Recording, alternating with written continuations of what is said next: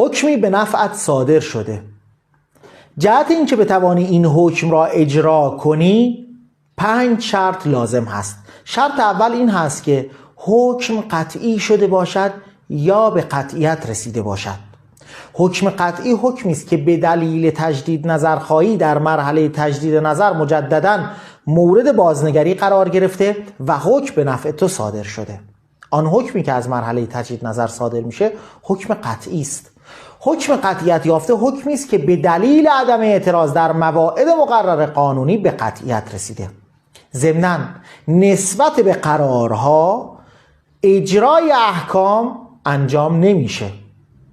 اجرا صرفاً ویژه احکام هست، حکم هست. صرفاً قرار تأمین خواسته و قرار دستور موقت در مرحله اجرای احکام دادگستری برایش تشکیل پرونده میشه.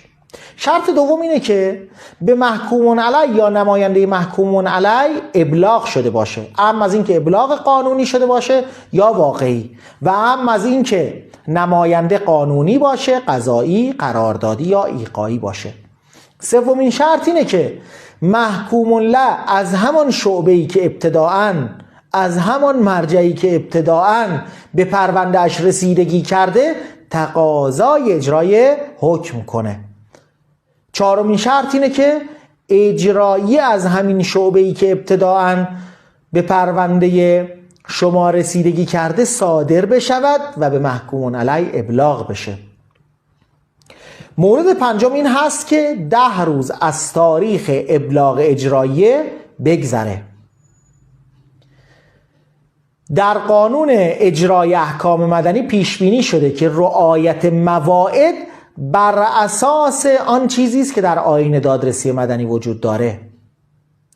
یعنی روز اقدام و روز ابلاغ جزء مواعید محسوب نمیشه. بنابراین در عمل باید 12 روز از تاریخ ابلاغ اجراییه بگذرد. اگر این 5 شرط با هم دیگه وجود داشت ما میتوانیم تقاضای اجرای حکم کنیم.